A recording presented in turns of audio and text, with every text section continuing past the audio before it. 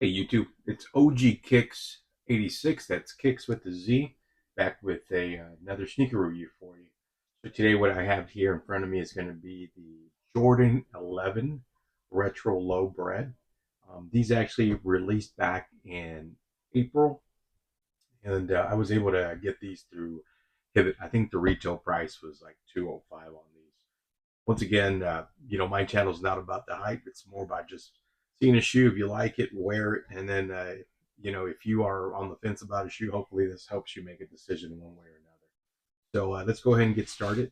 So they do come in just kind of like a 90s, I call this like the 90s Nike box. So nothing to write home about. It's a size level right there, or Air Jordan 11 Retro Low Black slash varsity red. This thing opened up. The inside, just your standard shoe paper. This is kind of mimics the carbon fiber plate that these shoes have on here, but nothing to write home about as far as like any kind of extras or anything like that. They literally just chopped down the Jordan 11, the high top, and turned it into a low. So let's go ahead and take a look at these guys right here. So yeah, so overall, they did exactly what you would expect. They, like I said, they just literally cut the high top into a low. So you got your patent leather, and then you have your looks like kind of like ballistic mesh. It looks pretty tough on there for the upper. Really good shoe, clean shoe in my opinion. I like that they didn't try to mess with it too much. So they kind of turned the high into a summer shoe. So this is the drop top version, I guess you can call it. On the inside, you have the Nike Air branding in there, and then you also have the red bottom there, and then you have the carbon fiber plate. Hopefully, you can see that. Just a quick note: I actually also own the high top version of these, and when they came out, just always check your shoes before you leave the store if they don't check them for you, because on the first pair that I bought, there was actually a crack all the way through this, and I didn't notice until I went to the car, and my wife is there, and she's like, I opened up the box, and she's like, "Well, go back in there," and I did, and they swapped it out for me. So just something of note that happened years ago when the original high top of these came out. And the other thing to note is they just left this alone as well. This is just the regular white.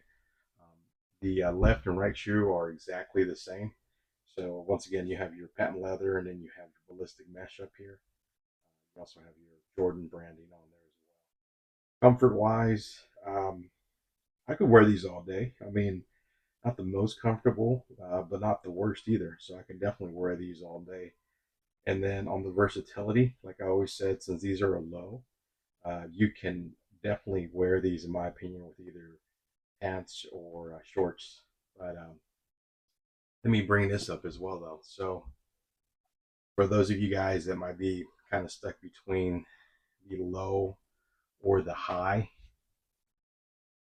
I mean, it's literally the exact same shoe.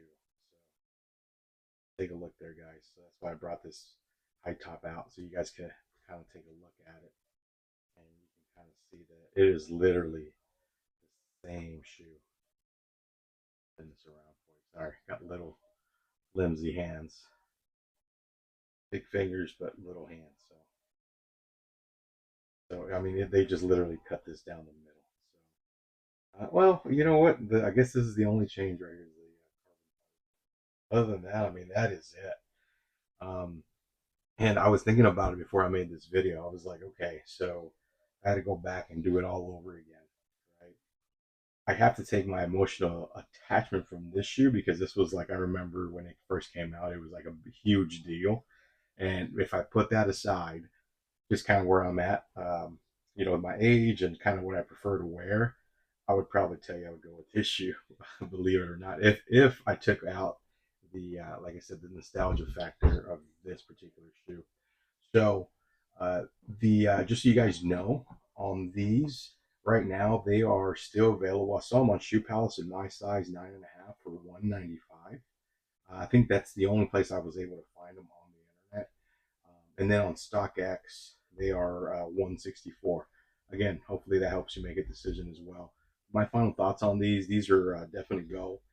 Like Like I said, I paid full price for these. I do not regret paying that. And the other thing about it is, I know I'm going to get a bunch of wears out of these because all the other 11 lows that I've owned in the past, they just so easy to throw on, and like I said, they're just so versatile. So, anyways, that is the review on these Jordan 11 low breads.